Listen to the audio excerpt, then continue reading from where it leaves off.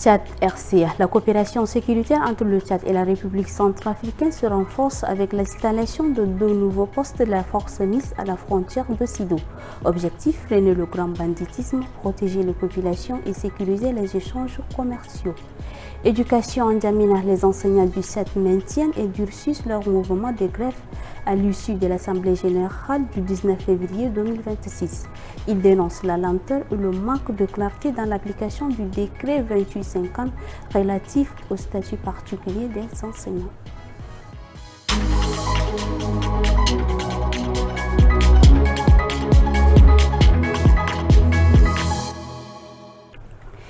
Il est 13h45, mesdames et messieurs, bonjour et bienvenue dans cette édition. Le Tchad et la République centrafricaine renforcent leur coopération sécuritaire. De nouveaux postes de la force MIS ont été installés à la frontière commune dans la sous-préfecture de Sido, de part et d'autre de 2 territoires. Objectif, protéger les populations et sécuriser les échanges commerciaux. Lutter contre l'insécurité dans cette zone marquée par le grand banditisme. C'est la mission confiée aux 2 nouveaux secteurs opérationnels. Déployées de chaque côté de la frontière, ces unités doivent assurer la sécurité des personnes et de leurs biens, des jours comme des nuits. Les responsables des postes coordonneront leur intervention pour étendre les opérations si nécessaire. En territoire centrafricain, dans la préfecture des Cabots, le capitaine Pauli Charles Samuel prend la tête du dispositif. Côté tchadien, le commandement appelle les éléments engagés au professionnalisme et à la rigueur. Nous avons besoin de la coopération des populations, de coordonner avec nous.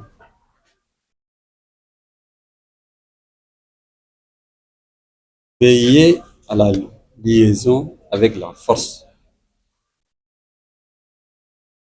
pour que tout le monde soit tranquille.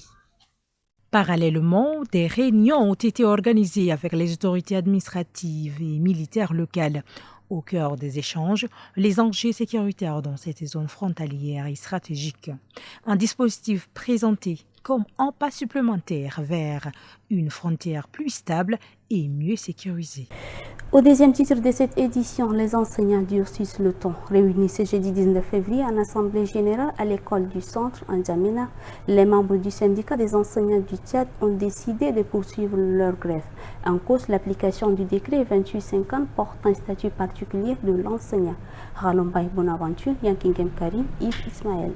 À l'école du centre, les enseignants font le point après 5 jours de grève.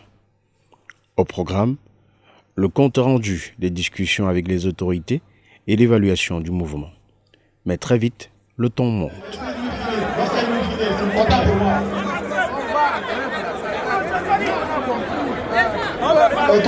Les grévistes dénoncent la lenteur dans l'application du décret 2850. Ils rejettent également le chronogramme proposé par la commission des négociations, jugé trop flou et sans garantie. Face à une base déterminée, le secrétaire général du CED, section N'Djamena, appelle à la responsabilité. Mais nous voulons qu'on arrive intelligemment. Nous voulons, parce que quelqu'un a dit, il a parlé de texte, c'est-à-dire quand le gouvernement lève les pieds, nous sommes tenus aussi de lever les pieds.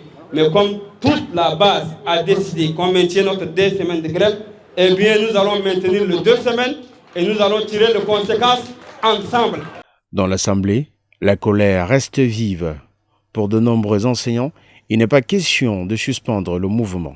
La négociation ne va pas aboutir comme vous avez écouté nos frères. Ils voulaient nous mettre de pression, de reprendre la grève.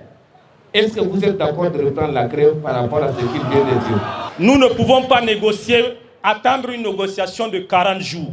Dites-leur, repartez-leur dire que la base a dit nous allons finir d'abord ces 1 semaine qui reste de notre grève là. Si vous travaillez jusqu'à la fin du mois de février et que vous nous appelez pour dire que voilà, ça a été fait, revenons là, on va revenir. L'enseignant a tout donné, mais le gouvernement n'a rien donné. Donc maintenant, il est question que l'enseignant s'arrête et au gouvernement de donner maintenant. Et c'est sûr que ça, c'est une façon de nous endormir. Ils nous font seulement la rebrousse-poil. Mais nous n'acceptons pas ça. À l'issue de la rencontre, Le mot d'ordre de grève est maintenu. Un bras de fer qui se poursuit avec des salles de classe toujours fermées. En santé, les tumeurs pédiatriques continuent de faire des victimes dans une quasi-indifférence. Manque de diagnostic précoce, absence de structures spécialisées, retard de prise en charge. Le décès récent d'un enfant de 7 ans remet à lumière une urgence sanitaire largement sous-estimée. Il s'appelait Ndorelombaye Adoré.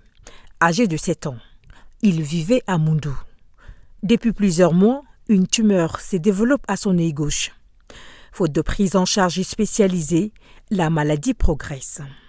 Le 24 janvier 2026, l'enfant est transféré en urgence à l'hôpital de la mère et de l'enfant de N'Djamena. Trop tard, Ndorelombaye Adoré ne survit pas. Un drame qui illustre les limites du système de santé face aux tumeurs pédiatriques. Diagnostic tardif, manque d'équipement, absence de services spécialisés. La leucocorie, c'est une tache blanche au sein de l'œil. La partie noire que nous voyons là, c'est la tache blanchâtre qui sort à la place de cette partie noire. Ça doit interpeller les parents et aussi l'œil se dévie. On parle de strabisme. Donc il faut que les parents soient sensibles à cela et qu'ils amènent rapidement l'enfant à l'hôpital au lieu de traîner avec l'enfant jusqu'à attendre à ce que l'œil se développe et puis sort de l'orbite. Et on assiste à un exorbitisme. D'abord, au stade terminal, d'abord, on nous amène l'enfant et la prise en charge est vraiment triste. On perd toujours ces enfants-là. Entre 2023 et 2025, au moins 4 cas similaires ont été enregistrés. Aucun enfant n'a survécu. Pour les spécialistes, la priorité est claire. Renforcer les services de santé pédiatrique, sensibiliser les familles aux signes d'alerte et améliorer l'accès aux soins spécialisés.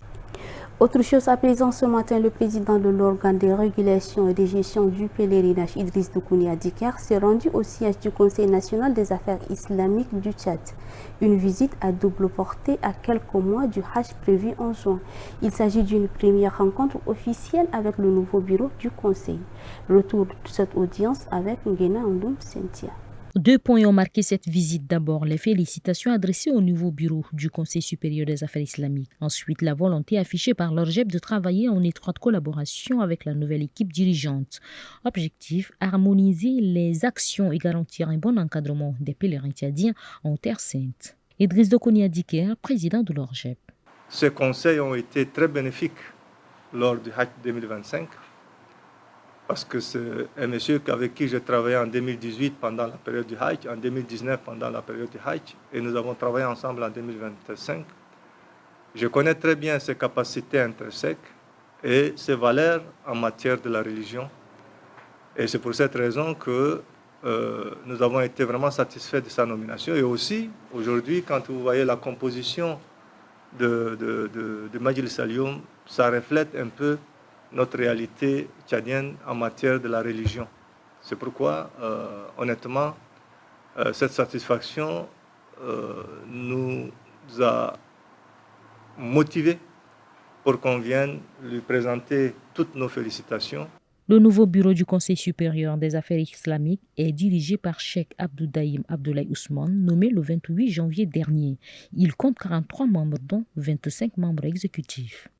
Yankingem Karim, l'actualité hors de nos frontières à suivre à présent. Au Mali, les rebelles indépendantistes du Front de libération de l'Azawad revendiquent une frappe de drone contre un convoi de l'armée malienne et de l'Africa Corps russe entre Enefis et Aguelok dans la région de Kidal mercredi 18 février.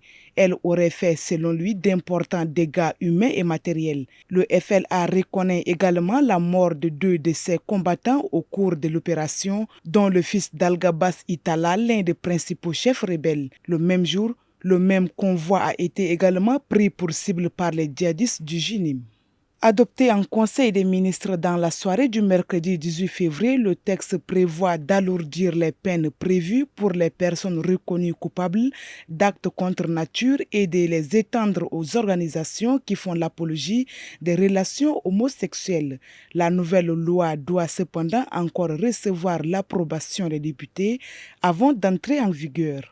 La condamnation est tombée jeudi au Maroc où s'est joué le mois dernier la finale de la CAN émaillée de violents incidents. 18 supporters sénégalais ont été condamnés à des peines allant de 3 à 1 an de prison ferme.